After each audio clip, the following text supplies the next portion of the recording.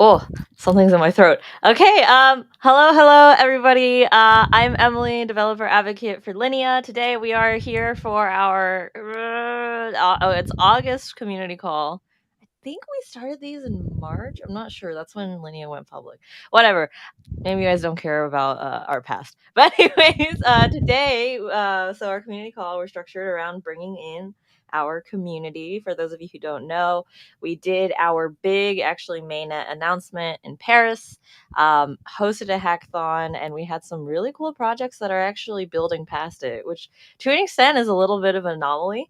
So it's really exciting that, I'm seeing you guys kind of do real things, I think, instead of just like coming in for a weekend for some fun and then heading out afterwards. But I'm already introducing everything about you, but let's go ahead and get started. Jason, please tell us a little bit about yourself.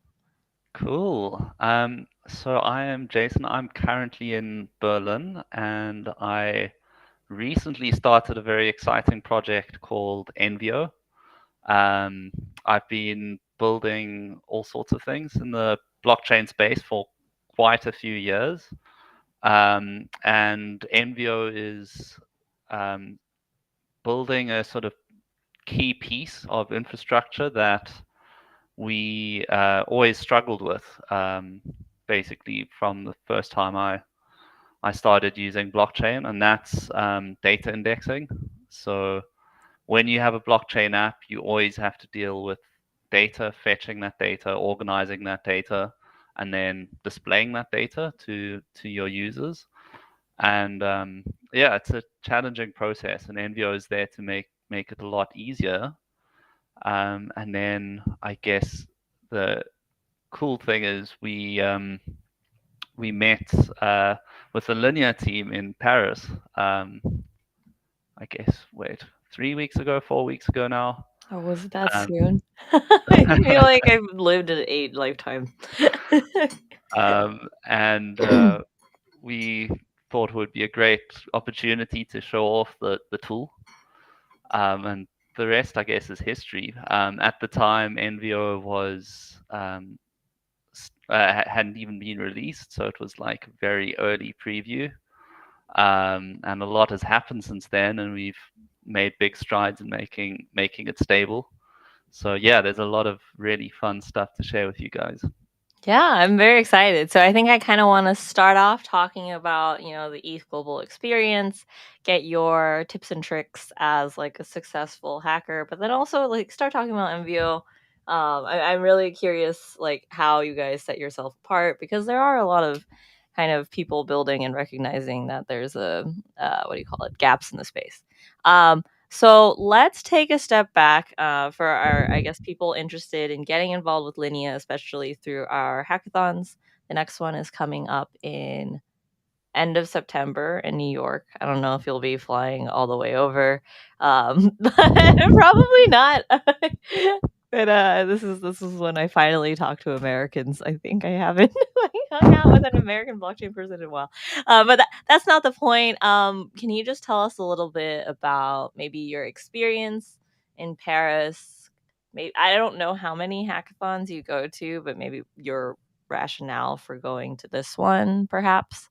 Um, and then if that was part of any sort of your strategy with NVO, like I'm really curious how I guess maybe hackathons are framed towards developers who are a little bit more, I guess you could say, elite. That's a bad word. Like not newbie, I guess, because I met you last year in Berlin, so you've been in blockchain for a while. Um, Yeah. yeah, so that was a lot of different things all over the place. Feel free to I'll tackle as remember you as wish. many questions as I can. Yeah, I'm sorry about that. Um, yeah, I mean, I love hackathons. They can be quite intense, to put it mildly. I used to do a lot more hackathons when I was a young little lamb, but I still pull all nighters hacking from time to time. Paris, I was actually supposed to be or I was a mentor, and then I kind of got hooked into building at the same time. So ended up pulling an all-nighter in Paris, um, which was fun. But advice for hackathons, there's a lot. I think um, firstly, go in with an open mind. You can prepare for hackathons, but somehow magic happens when you just let it uh, let it take you. Somehow pressure forms diamonds, and hackathons are no exception. When you're in the heat of it, and when you realize that idea that you thought was so great isn't that great, you come up with some really wonderful pivots. It's a lot of fun. Hackathons really do push you to the limit in terms of your abilities and your ability to prioritize things. You can't do everything in a hackathon. It's very time constrained. So that's a lot of the fun. Coming up with how ways to stitch pieces together from um, maybe things you've done before or other libraries you've used, and like really leveraging that really hard. That's super important. Um, and yeah, I think the other thing that's super important with hackathons, if you want to take them competitively, you don't have to take it competitively. But if you want to take it competitively, you want to like really form a good bond with your team.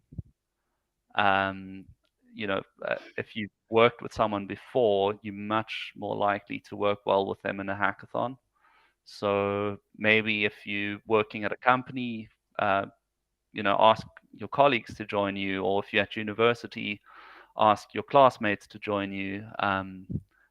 I can't recommend that enough. But it's also a great place to meet other people. So if you want to just hop on with some strangers and make new friends, that's also fun. But I think maybe a little bit less competitive. Um, yeah,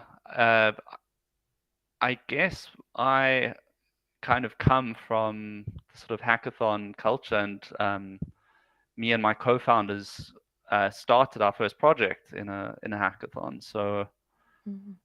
after we graduated from university, we all went our different ways. And I was lucky enough to go down the blockchain path. I actually worked for Consensus for a little bit back in the day.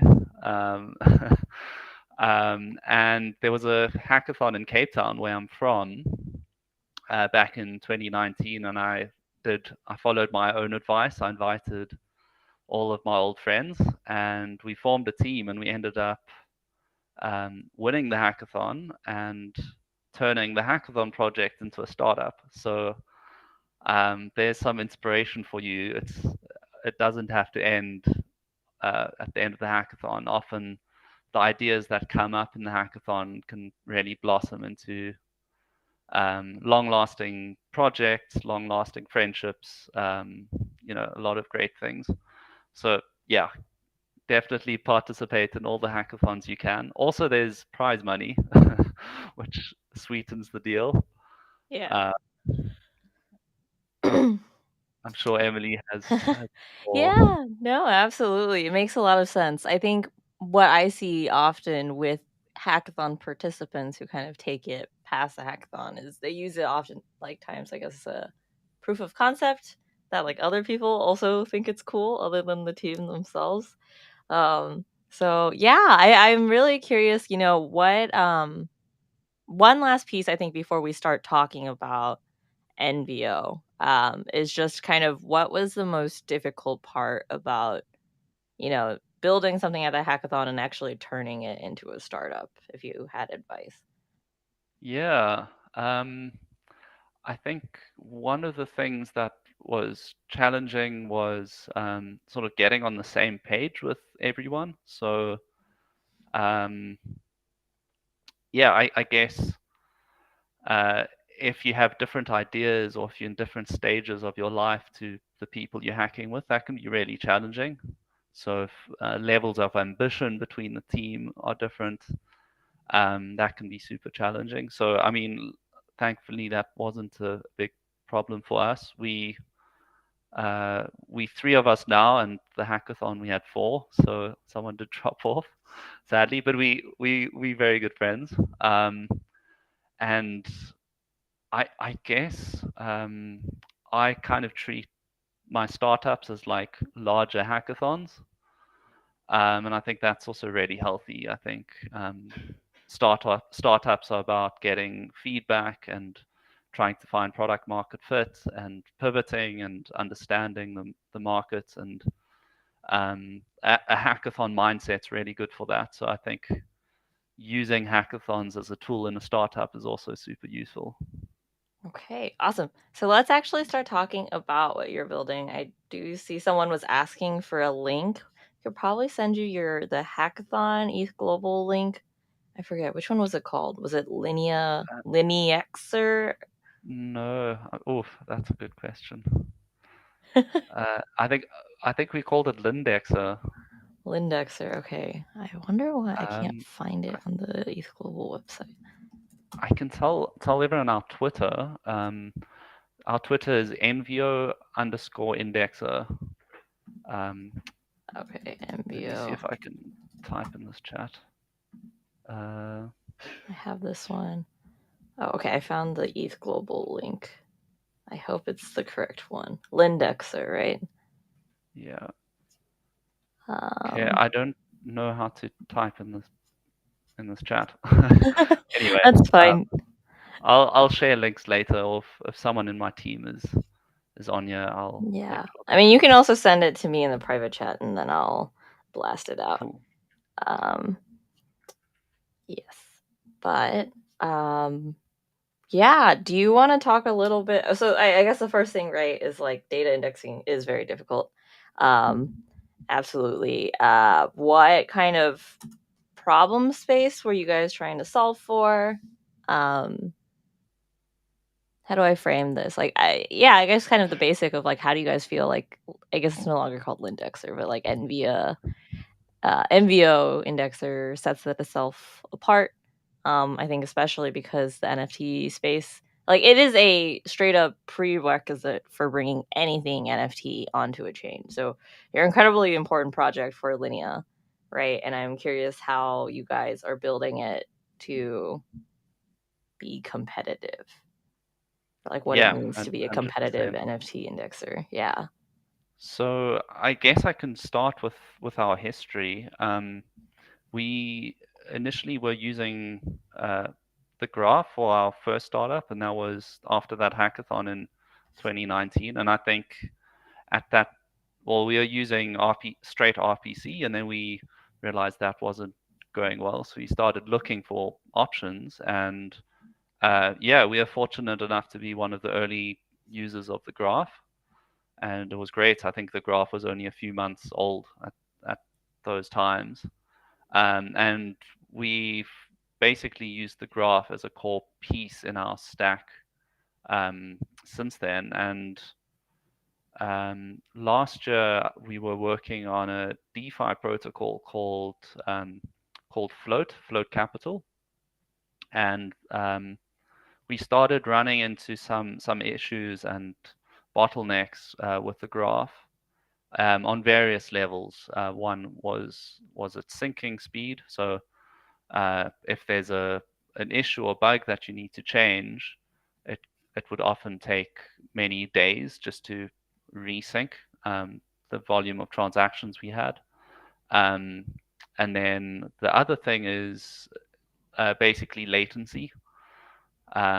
So a lot of users were doing transactions and the UI wasn't updating fast enough. And especially for a DeFi protocol, that's a big issue. So we are having quite a lot of challenges, and we actually built our own indexer, um, like our own custom indexer behind, and that the learnings of that have been carried over into NVO. So we've generalized a lot of what we learned there. Um, so NVO is focusing on being a real-time indexer. So you get real-time data, and that means handling data at the tip and handling rollbacks. So data can change if there's a reorg in whichever blockchain you're using. And we focusing on being fast to sync. So if you if you want to like index a smart contract with hundreds of thousands of events or even millions of events, let's say it's like Uniswap, um, you don't want to be waiting weeks for that to get up to date. You want that to be fast. So that's one of the things we're focusing on. And then extensibility. So we really want people to start simple with Envio, but be able to add on any features that they want and really integrate it into their backend. So those are the main things we focused on. Um, and I think that extensibility is what will set us apart from very simplified APIs where you can just get data, but you can't really customize that data. Okay. Yeah, no, that's really exciting. Are you guys on mainnet yet already? Can people start playing around with Yes, NVO? that's a very good question. I need to search for a link very quick. Well, the links are definitely on our Twitter if you guys have seen that. So we have a few tutorials and we're in an early alpha. So please chat to us before you want to go to production. There's a few things we probably want to neaten up before we go to production, but we are ready for testing. So you can download the package on npm, and there's a CLI tool that does the code generation, and we've got a really nice tutorial called the greeter tutorial, um, where you can interact with a smart contract and see in real time how that data gets indexed, which is really fun. And then the last thing, especially for builders or bidlers who are listening, we have a grants program.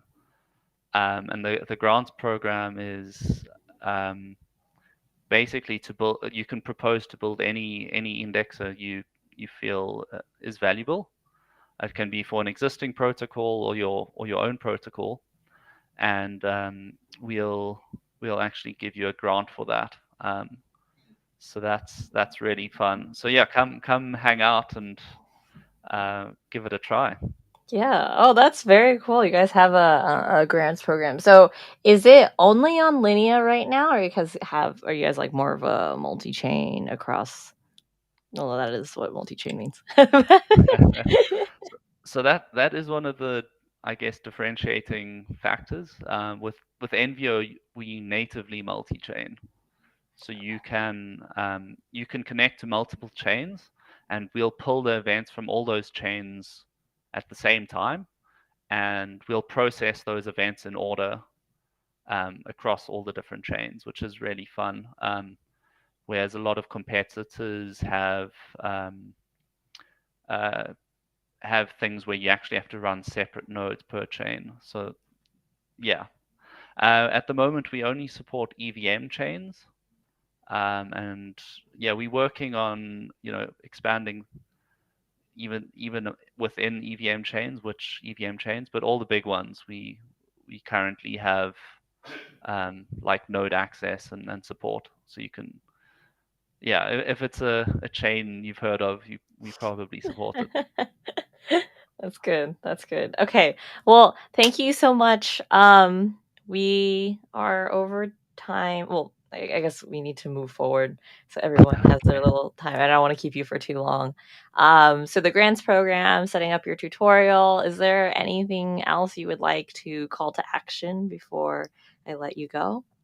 Yeah. I'll definitely share links for everything straight after this. Um, I think the other thing that's exciting is if you can come join our Discord. We excited to chat to protocols and really work with people in our early stages. And yeah, if you have a unique problem that you think we might be able to help you with, definitely reach out. Okay. Very cool. Thank you so Thanks so much. much. We'll have a good Cheers, time Amy. building again later. Okay, I will kick you off.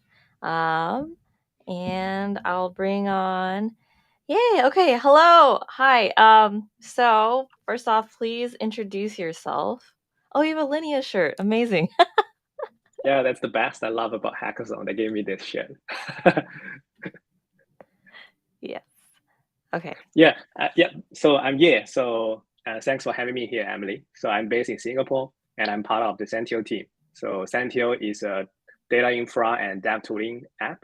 So we basically help to monitor, to run analysis, and also to help you to diagnose your smart contracts. Everything to do with on-chain data wise, we do it. Yeah, that's pretty Okay. much about me. Yeah. Very awesome. I think did I talk to you and you guys are also you started building stuff or had already shipped stuff on Linea Mainnet before even coming to the hackathon? And I then think it's right. It's exactly on that date. We got some requests from some of our existing users that they are very excited about this. They knew this has been launched, the Linea Mainnet. They wanted us to support it. And we were thinking like, wow, that's great. So we saw a hackathon project. It's probably like a mini project. We can test our ideas and whether everything works great. okay, awesome. So before we dive into Sentio, we're gonna take kind of the same format.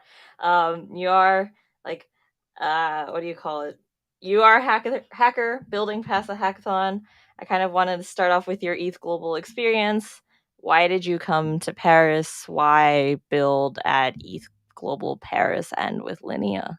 Like motivations behind that. Yeah, sure. So I think the probably like the first thing, why is global? So why is Paris, right? I think for us, we are a fully distributed team. So we are based in Singapore and US for most of team members, and Europe is a kind of a territory we never been exposed to. We wanted to go there, talk with the builders, and get a feel, right? I think that's the most important thing. And then the second thing about why is global and why that we can, right? I think all the hackathon has like smartly choose the dates like the main events ended and everyone is more cheerful and they end up with their own agenda. They can go with a hackathon to kind of like a totally different agenda, right? So I think that's something more like a personal agenda that you can build something you are interested at, not for your whole company's purpose probably, but for your own kind of interest, right? I think that's why I kind of really wanted to go East Global. And second thing, I think the event has been loaded with a lot of talks and also some. I think that's great because I can talk with some of the topics like speakers who's in the topics I'm interested in face to face quickly. I think that's quite efficient. Yeah, so I think that's why I go there. And I think for the last question on why linear, I think linear is a thing. I think just as said, like some of our users is already extending the support to that chain, or they are building something on that chain. As an infra project, we need to anyway support it. That's one. And I think second thing is we are excited about the future of linear. There's a lot of things going on the ZK space. We think eventually, I think linear has a good chance to make it, and we should be there earlier to support all the founders. And I think for us, probably supporting earlier means that I think we get more rapport as well. Yeah, yeah, no, it was awesome. I think it is a really good place to meet people in person. I know kind of after every hackathon, every conference, my like group message chat of people I've met is just gives me like a headache because there's so many people to talk to, but there's really interesting things happening. That's super cool that people were already asking for Sentio, I guess, before you guys came through. Um, One last question kind of about hackathons. I have a question about how you strategize in terms of building or like completing your project. If my understanding was like correct, you guys actually didn't come and present, which was really sad because I think on the judging side, we have like 2 hours to judge like, I don't know, over 100 projects, right? So there is a little bit of, oh, okay, I guess the first piece is Sentio, like when I saw what you demoed, because you came or your team came after, I guess, judging closed, it was amazing, right? But we didn't get to see it because there wasn't that in-person touch point with the time kind of what do you call it, restriction that we had with regards to making decisions. So I want to say first off, tip for hackers, if you can get in front of a judge, either like even if it's like before judging happens, just to let them know like, hey, I exist, or get there during in-person judging, that's like I think really key, just because I know on my side especially, uh there's a lot of overhead. But with regards to maybe like process for ideating and building beforehand, before you get to that presentation part, do you have any advice or what you guys' approach was? Yeah, I would say like probably my advice on this is to get on the topics earlier, right? So do your research work. I think for us, it's kind of our first hackathon, I think in a very long time for most of members, right? So we didn't do enough preparation. So I think we choose the topic actually on the day that we window shopping all the topics out there, right? And I think our strategy on choosing the topic is we wanted to find something like adjacent to what Sentio is already doing, like on the data infra tooling space, but we also need to do some stretch, right? So I think we are fairly familiar with the DeFi space, but not that familiar with the NFT space. So when we saw the bounty about the NFT indexer, we thought that's a good match because at least we know already like half of the thing pretty well. Mm-hmm. We just need to conquer the next half. I think that's good for the company level. I think another thing is if you are joining the hackathon for your own, right? I think that wouldn't give you the restriction of building anything. I think anything you have built in your past experience, you feel confident that you can go with like any ideas on the day. I think you can just feel free to build it. Yeah, awesome. Okay, let's actually dive into Sentio and like what you guys built. Feel free to share your screen at any point if you want to add some videos. But let's start off with what you guys were. I don't want to say like pre-hackathon, but like Sentio and it's like full force of people building on it, excited to bring it to Linea.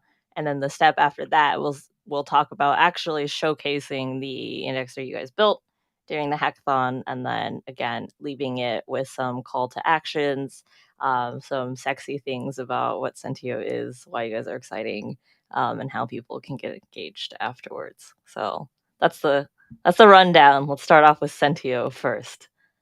Yeah. Cool. Yeah. So basically, I think what Sentio does, I think we do three things mostly, right? So we do indexes. That's the first thing, and the second thing is we do analytics and monitoring. So analytics meaning you have to be able to run your own queries, set up your dashboards, and run alerts in real time, right? So that means analytics to historical and real time data, all in one. I think we have seen like a fairly amount of like lack of visualization tools for in-house teams, especially I think when some of our users has 10 dashboards for one project, right? They want to go really deep into analyzing the things, right? So we don't see that tools existing today. And for indexers, I think totally agree with what Jason has shared. There's a lot of things, limitations to what Subgraph can support today in terms of the reliability, in terms of the speed, as well as like how the nitty gritty is being handled, like reorgs, like all of those things, right? And lastly, I think we also do some diagnosis support. I think this comes into the single step debuggers and also the simulation tools. But this only supports the Ethereum mainnet as of now. That's something also we beta launched in this quarter only. Yeah, but for Linea, we have been supporting the first two, indexer and analytics and the monitoring. And I mean, our users use us mostly for DeFi. So we help them to probably analyze some of the things like TVLs, like swap volumes a lot so that they know better about their status, right? And some of them also use us for running into like anti-SIBO attack to analyze like how many of transaction has been conducted by MEV bots, etc. Right? So all of those that we have been fairly exposed to. And also we support both EVMs and move chains. So I think for like the other ecosystem, I won't go into too much about it, but that's kind of what we do. But for NFT, we don't really have a lot of support before the hackathon. Yeah. Okay. Yes, very cool. Do you want to give us like a little demo or pictures? Or I know you had code you brought up earlier. Just give us a flavor or a taste of Sentio. Cool. Yeah, I think without showing everything, so basically how Sentio works is a couple of steps. Can we zoom in here a little bit? The code's kind of small and my eyes are bad. Like this? One more. Okay. Okay. Yes, perfect. All right. So basically what it requires is you upload the API file, like for example, I think I'm using the Zonic API file, right? And once it's uploaded, I just need to run the Sentio gen to get all the typings. So what does it mean? By basically, it means like for the Zonic processor that's been generated, you can run something automatically with automatic code completion. So it can be like on call, it can be on events like, so all of this will be automatically shown. And the best thing is you can also got all the arguments as easy as using like the like what you have in your code, right? In the smart contract code, you have all this so that I can use in the event handlers right away. So if you go to the details of the event handlers, I can use all of these things and record it in the event logger format so that I can search it in a structured way. So we have to build something like get the ERC 781 info metadata, etc. And after the code, everything. Oh no, did he freeze? Or am I frozen? Let me message him.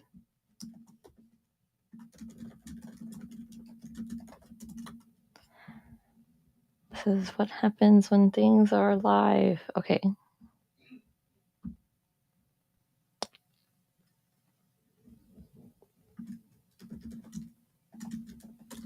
Mm-hmm.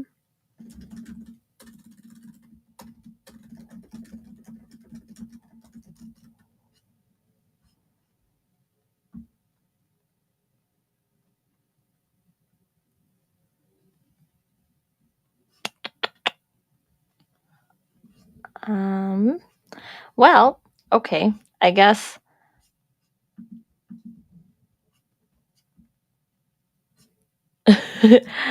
I guess that did not, that panned out, but that's fine. We'll go ahead and talk about the next updates with Linea while we wait for Ye to come back. Unless he has. Okay, cool.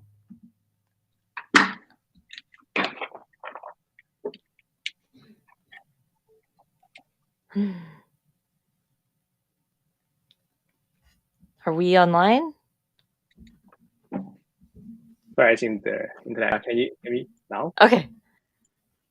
Yeah, I can hear you now. Where did we drop off at?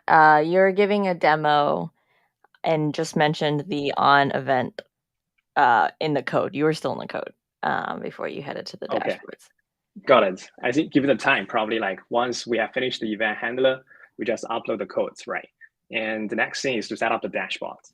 And for setting up the dashboard, it's pretty quick as well. So we wanted the experience to be like low code and to be intuitive as well. So for example, I think I'll show you something in live, I guess.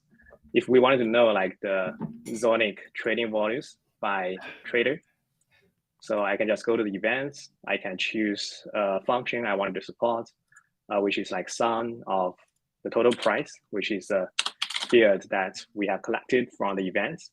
And I wanted to group by, let's see, the trader probably. Yeah, I'll see just the trader. Yeah, and I set it as day. Yeah, the result is out. And I can edit the chart options on the fly as well. So I can stack the series. I can further add functions like I only wanted to show like top 10 traders. Yeah, so I can see something like volume by trader. Yeah, so on the last day, you can see actually this is something for the trader, and I can formatting the address label to show exactly what has needed for the trader. And yes, that's the graph that we just added. And it's pretty quick. I mean, you see all the address. Yeah, no, that's beautiful. Wow, very good. Yeah, and a bunch of other things you can do. I think we also support the user cohorts. So which means something I think very similar as Web2 mixed panel and amplitude experience, but you can get the same in the Web3 as well now. So who did this event with a total sum of like, let's see the price of larger than 0.1 maybe. in about 3 days. So we have 5 users, and who did probably like any other events, right? So you can do a bunch of conditions, like the number of events larger than 2, and you have 2 users. Yeah, and you can save these users for like marketing purpose or for airdrop purpose, right? So you wanted to see like one of your like your really like target projects you wanted to airdrop to those users. You can just right away download those users and do your airdrop later. And also you can do something like a structured log search. That's something you can't really do in any of the Explorer today, because I think it's kind of organized in a page format. But with us, I think it's easy to search. It's exactly like the Elasticsearch experience. For example, you want to search like a series like this. You want to see like how many of these actions is actually probably performed by maybe like by a bot, right? I think you can add your own condition as a like a key value pair here, like whether it's a bot, and it will be pretty straightforward to see everything in one dashboard, like everything flowing, and you can filter this by subjects, by distinctive IDs, by whoever you wanted to search. And lastly, I think it's about the SQL editor.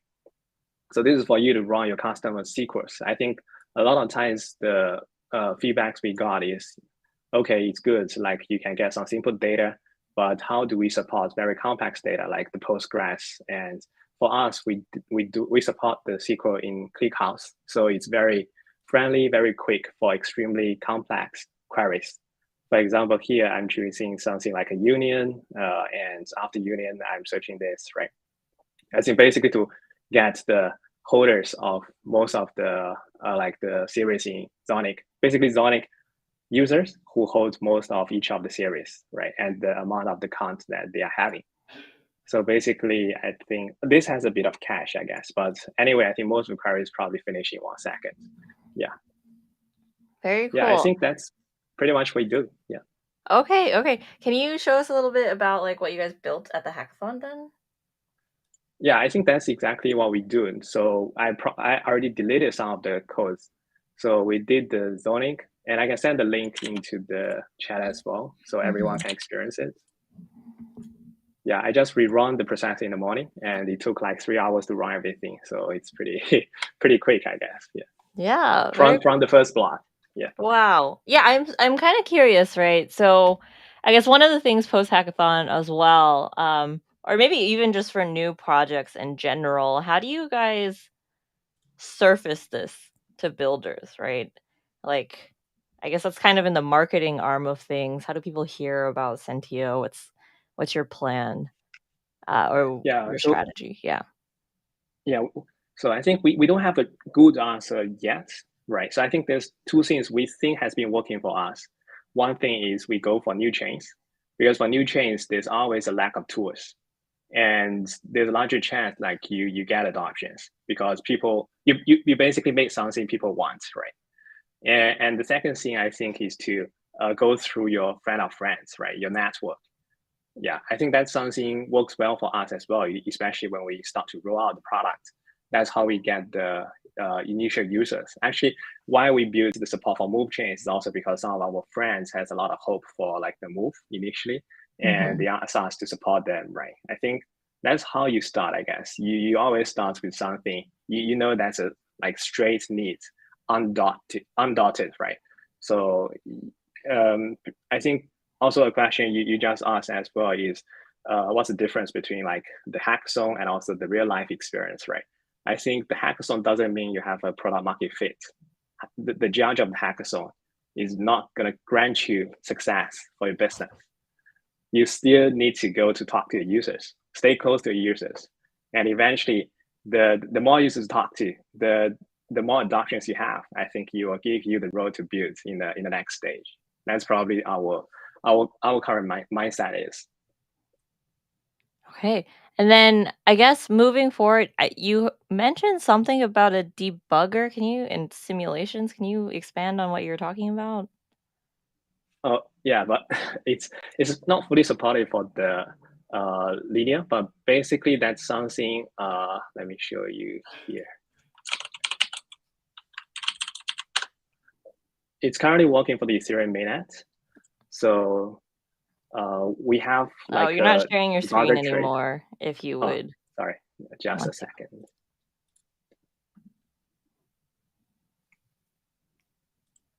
Yeah, so that's something we wanted to build for the devs as well, right? So basically, when we use some of the tools in the market, we realize like most of debugger only supports that function level. And really, sometimes I just wanted to have a like line level support. And today, I think no tool in the market has been doing that. I think the hardest problem is the source mapping. It's very hard to map to the exact line of code instead of like the function level, right? And if I think that's something, that's why we start to build this. We go line by line. You can like add a expression you'd like to see, and you can actually step into like this line by line. You have a single step mode, which is a bit time consuming when start to load everything because of the source mapping. But once it's loaded, you can go really, I mean, a kind of one step further than the function level to go to this. And also you have like all the like font flow, card trace, which is a plus for your, I mean, Explorer, basically. Explorer alone sometimes it's very confusing to see what exactly has happened. But with the font flow, I think especially for MEV attacks, I think that's something we love the most. For the attacks, you can see the font flow very clearly, and it's easy for you. I mean, especially for us, I mean, to start to understand all the transactions. For example, I think even when we try to understand the Uniswap ticks, right, how the tick works, you need to go line by line and see how the expression, how the local values has changed from cross tick swaps, etc. Right? I think this is a tool even good for understanding. Yeah, and today I think debugger now is still free. I mean, every user, if interested, just experience it. And we are trying to build it for other chains as well, for other EVM chains. Okay. Yes. Oh my God. Please, please, please, please build this for Linea. I used to be on the Truffle team, and the Truffle team has like a line by line debugger as well. But I think it's also like EVM or Ethereum mainnet support only. And like I think especially this is like very, I think, immediately understandable even for a beginner. You know, Yeah. like decoding and I think debugging and all of this stuff. And I guess with simulations, you can also simulate transactions that have already happened on like mainnet. yeah, Is that what you're exactly. saying? Right. Yeah. We have that as well. Okay. Simulations. Yeah. Yes. No, this is really exciting. I actually don't know off the top of my head if there's any debuggers or simulation APIs that are on Linea, or at least have like been loud and proud about it. So if that's any motivation for your new chain strategy, that would be exciting. Yeah, happy to support. Yeah. Yes, yes, yes. Okay. I guess last piece now, here's your opportunity. Do you have any call to actions? Or like a website I can direct people to? Yeah. I think for interested users, just try us. I think I'll send the link of the Sentio doc, basically app.sentio.xyz, and also you can read our docs there. You can feel free to join our Telegram or Discord groups to ask questions. Okay, app.sentio.xyz. Like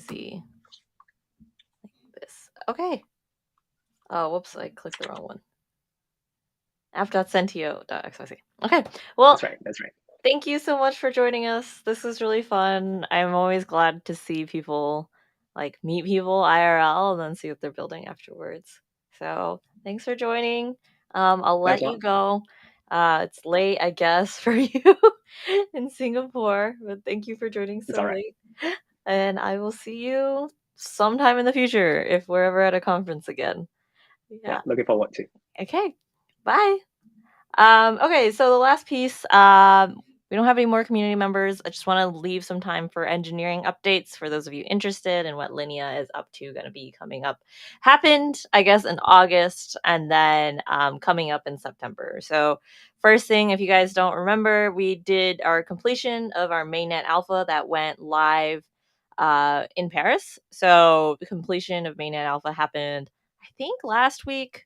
I don't remember all the timings, but anyways, you can find more information about it on our Mirror blog, linea.mirror.xyz. This is really cool because we basically deployed our token bridge, which unlocked a lot of new DeFi use cases. So what today is the 28th, basically up until the 31st of August, we are doing zero fee USDC on ramps onto Linea via MetaMask. With our partners like Circle, Transact, and Banksa. It is only for non-US users, unfortunately. So I can't take advantage of this. But for those of you who aren't in the US, this is actually a really exciting thing. Next piece, when we talk about engineering updates, I think what we did in August really allowed us to drastically lower gas fees. So now we're actually amongst the cheapest L2s out there. So that was kind of the stuff we were working in August. How do we do this? A few things. So we upgraded our verifier smart contract. So that improved fixed costs by around 50%, which is really big. Moving down the list, we increased the number of blocks conflated. So basically, I guess that allows us to amortize fixed costs, which also reduces the fee. So we moved from, I think, on mainnet like release in July, it was our fees were always 1/10 of mainnet. Now we are 1/15 of mainnet. So that's really exciting. It's made our gas price estimation more reliable and probably fewer pending and stuck transactions. So a lot of stuff that happened in August. More interesting things coming in September in terms of like real life touch points. So again, I think the way that Jason and Ye were able to kind of see us and get in touch. We will be in permissionless in August, or no, sorry, September. So that's like September 11th through 13th, I think. So if you guys are in Austin, the Linea team will be there. We have some talks about some really cool stuff that's coming up in. I don't know actually what I'm allowed to say, so I'm just gonna stop here with any sort of announcement. The next thing that's happening in September as well is we are kicking off our entertainment festival. So for those of you interested in building games, we're doing like a whole tour throughout Asia, focusing on game development. So that's also exciting, I think, kind of hitting that niche space. And then what else was I gonna say? Two more things. What? Or I guess three more things. So I already mentioned our next hackathon is at EthGlobal NYC. For those of you guys curious what prizes you can win, we have our standard like just deploy on Linea. We want to give you a lot of creative freedoms. We have also offered, I guess, two other bounties that we're really interested in kind of exploring the problem space of. So if you guys have any ideas about building a social DApp, an identity DApp, feel free to apply to one of those bounties. We really want to see you utilize like developer tooling offers and Linea together. So things like incorporating chat, social networks, things like that is really exciting. The other, I guess, bounty that you could potentially apply for as well is, again, I think account abstraction is really hot. So we there is a prize for building an account abstraction powered dApp at the EthGlobal New York Hackathon. For those of you interested in learning more about it, tomorrow we're actually hosting a workshop with Biconomy about building account abstraction powered dApps with Biconomy. And the last piece is for those of you who are big DeFi users, as I think a lot of people on Linea are, we are going to be doing a Twitter space with PancakeSwap. So for all of you, I actually don't know what they call you. Pancakers? Is that a thing? Does that sound weird? We're going to be chatting with them about the new things that are coming up and the new things that you can do with Linea using PancakeSwap. So that is everything. Oh, yeah, I guess I was going to answer. I think we set out like a list of questions primarily around the mainnet completion last week. And so the top questions were just like USDC campaign stuff. So yes, it's from the 17th to the 31st. All the terms and conditions are on our blog. We actually released a video on our YouTube if you want to check it out about how to actually do it with like a video step by step. It is for non-US users only. And then as usual, I think we have that deluge of like when token, NFT, and like the answer, as well as like we are thinking about it or we know that the community is important to us. There are engineering things that are important on our roadmap. So finding kind of the best fit for what is going to happen is I can't blah blah blah. Anyways, that is kind of the most I think I can say to appease the degens of the community. So stay tuned. Really big things happening in permissionless. We'll be talking about kind of what you can expect for Linea moving forward. So thank you guys so much for taking the time to join our community call. That is all the stuff that we have in August. I'll see you guys at the end of September. Okay, bye.